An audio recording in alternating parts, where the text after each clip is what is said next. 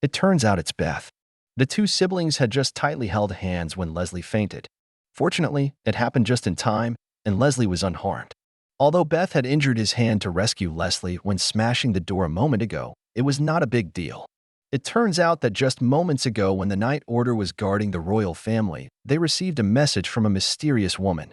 She said there was a horse-drawn carriage on the way to the temple, and they should assist her before she used her power. Seeing the woman's honey-colored hair as she walked away and the mention of power and the temple, Beth could confirm that it was related to the Spireto family. Looking at the burnt remains of the carriage, Beth's mood became even more complicated. He finally understood why Leslie was desperate to escape from this family. The girl's own father set the carriage on fire. How could a brother endure such a thing, even if they weren't biologically related? The anger was about to burst out from the depths of his heart, and these unsuspecting fools voluntarily approached to face the beating. Each one held an axe with quite an imposing manner. They demanded Leslie's return. Beth placed his sister next to his companions and walked forward confidently. He grabbed the neck of a strong man and lifted him up, saying, "How amazing! Even if the weather is so cold, you guys don't even break a sweat. Are you really worried about your young miss? Each one of you is holding an axe, as if you knew in advance that the carriage would catch fire and someone needed rescuing." Beth's angry gaze exuded a remarkable suppression, and the strong men were scared and trembling, their guilty eyes revealing the truth. Those guys had to forcefully state, "What's your business? You kidnappers, quickly release our young miss." Beth calmly said, "We are the Third Night Order of the royal family, the Spirit Enmity Night Order. I am the captain, Beth Searle. Accusing us of being kidnappers, can you bear the insult?" The strong men were instantly scared and fled. Beth gently caressed Leslie's little face, and when asked by his subordinates if he knew the child, Beth thought for a moment and said, "She is my sister. Her father's cruel heart is like this fierce fire. She seems to have nowhere to escape." Leslie suddenly woke up from her dream, tears already wetting her eyes. At this moment, a gentle figure appeared, and her anxious heart suddenly felt at ease. The Duchess handed Leslie a cup of medicine, and after taking a sip, the bitterness seemed endless. However, the Duchess was considerate enough to bring sweet cookies to ease the bitterness. Thinking of today's ordeal, Leslie still felt lingering fear. She was afraid of losing the last person protecting her, so she asked about the Duchess's contract. Because once they signed the contract, the Duchess had to abide by the agreement. The psyche of a 12-year-old girl was surprisingly lacking in a sense of security. The Duchess gladly agreed and promised to stay with her until she fell asleep. Only then did Leslie finally sleep peacefully. Duke Spileto is simply too unscrupulous. Thinking about this, the Duchess couldn't help but go mad.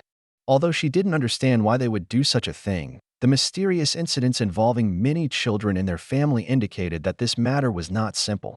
So, the Duchess decided to pay a visit to the Spireto's house and have a good talk with this unscrupulous guy. Ariel took off her headscarf, thinking that this time she should not have done anything wrong. At least this way, she could prevent her father from discovering Leslie's power. However, on the other side, her father was already furious. The seamless plan was unexpectedly disrupted, and he found out that Leslie had left with the Duchess.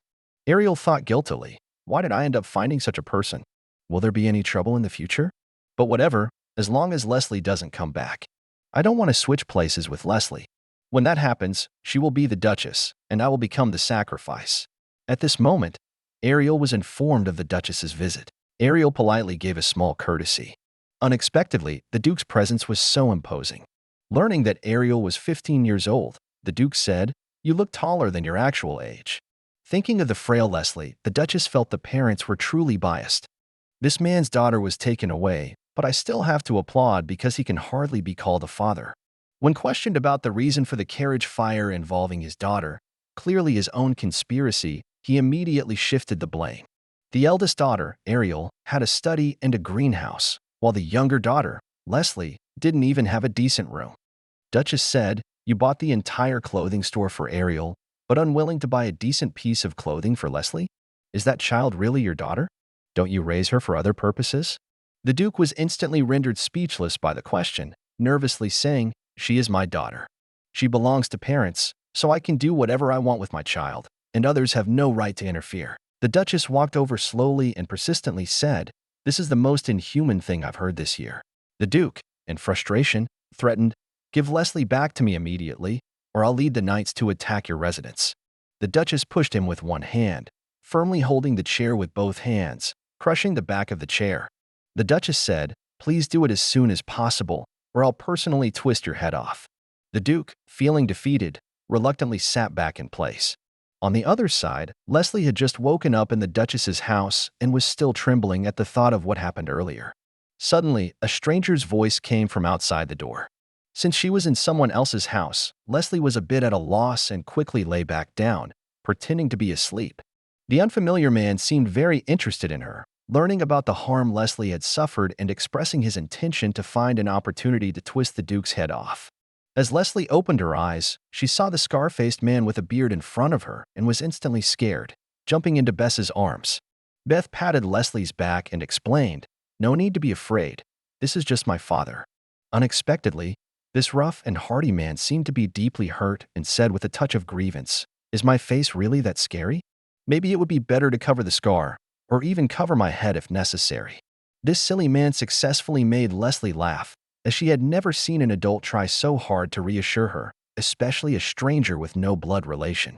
Knowing that this man was not a bad person, Leslie politely introduced herself. Siraine's eyes instantly lit up, thinking that such an adorable girl. He squatted down abruptly and began his own introduction. Judging by his appearance, this prospective father was probably a doting father. Perhaps Leslie's good days were truly coming. The scar-faced man with a beard turned out to be a complete doting father. However, having such a sweet and lovely girl as his child, Siraine's inability to control his excitement is understandable. He looked at Leslie with a face full of satisfaction as she ate, constantly worried that she wouldn't eat enough and needed to fetch more meat. However, the little girl had just woken up and couldn't eat too oily food. After being stopped by the butler, he looked somewhat aggrieved. Leslie was surprised to hear that she had been sleeping at the Duchess's house for 3 days and expressed concern, asking if there had been any trouble with the Sporato family during this time. In fact, she was well aware that the Duke, a person who would resort to any means for a little benefit, would not refrain from causing trouble. But Siraine responded with a smile, saying that there was no trouble at all, proudly mentioning that his lovely wife personally gave the Duke a good beating. Leslie, like an innocent white paper, was completely unaware of what beating up meant, having been accustomed to a humble life where even asking a question required consideration to avoid being scolded. However, this place was different from her former home, and she finally asked aloud, "What does beating up mean?" The straightforward man spoke before the butler could stop him, describing it as twisting his head. Leslie's curiosity was strong, making Beth break into a cold sweat, and Siraine was directly kicked out of the room. Poor him, having no family status, and being a mercenary by origin, his unrestrained speech was understandable. Leslie, still innocently asking, inquired if the Duchess really twisted the Duke's neck. Beth quickly explained that the Duke had indeed come to the door that day, hiring many people from the underworld to cause trouble. Although only the Duchess was at home that day, the troublemakers chose the wrong opponent. In a few moves, they were beaten and caught by the Duchess, and she even twisted the Duke's arm with a cracking sound. Hearing this, Leslie was surprised that the Duke's arm was twisted by the Duchess. Siraine dared to say that the Duke was foolish. The once formidable and terrifying person now seemed not as invincible as imagined. Beth, now playing the role of a brother, gently fed Leslie. The butler opened a door and explained the luxurious room that would be hers in the future. Stepping on the soft carpet, she felt like walking on clouds. A maid was arranged to attend to her, and she looked so tender. All of these compensated for the love that had been missing for the past 12 years. This girl had gotten herself a new mom and immediately transformed from a pitiful creature into a little princess. The new father was even more in love with this little daughter, whose appearance seemed fierce with scars on her face. However, whenever Siraine mentioned Leslie, he instantly became delighted. Throughout the night, he praised Leslie's cuteness in front of his wife, making it seem like those two rascals were no match. However, the formal adoption process was a bit tricky. The Duke swiftly erased evidence of abusing Leslie. Siraine suggested that if the Duke were sent to the battlefield, they could pretend to accidentally twist his neck. Although impractical, it was indeed a good idea. Early in the morning, the Duchess waited for Leslie to join them for breakfast, and the family was happily harmonious. This was how a family should be. Beth also showered his sisters with affection, immediately inviting Leslie to sit beside him. Due to her small stature, Leslie struggled to sit on the chair, prompting Siraine to plan for new chairs and arrange for more beautiful clothes. Leslie, feeling a bit overwhelmed by the attention, sensibly suggested not buying new chairs and promised to eat all the food to grow taller quickly. The Duchess insisted on comfort being more important, immediately ordering new chairs. With such a domineering mother and caring parents, Beth took his sisters shopping. For work, he could take a day off. Sirene, the Duchess's agent, also expressed the desire to go but was burdened with piles of unfinished paperwork. Beth spotted his brother outside the window and lifted Leslie, pointing to the red-haired guy downstairs named Andy, who was about to become her second brother. Another figure caught Leslie's eye. The tall blonde guy was identified as Conrad, the eldest son of Duke Terra.